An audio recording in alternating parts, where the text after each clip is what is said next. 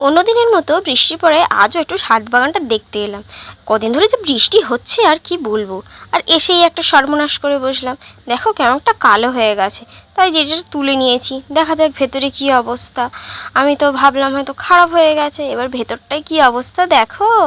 কেটেই তো মনটা আমার খারাপ হয়ে গেল। কি সুন্দর পাক ধরেছিল দেখো। ছোট হোক কিন্তু পাক তো ধরেছিল।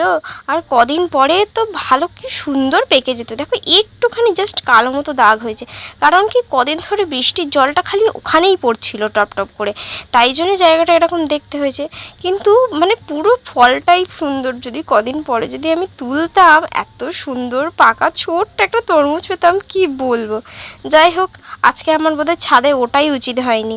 ছাদে উঠলে মানে কি আর বলবো, আজকে ছাদে একদম ওঠা উচিত হয়নি। আমি যতবার তরমুজটা দেখছি আমি ততবার আমার মনটা খারাপ হয়ে যাচ্ছে। সারা দিন মানে আজকে আমার এত মন খারাপ ছিল। দেখা যাক বাকিগুলো কি হয়, এখন তুলবো না।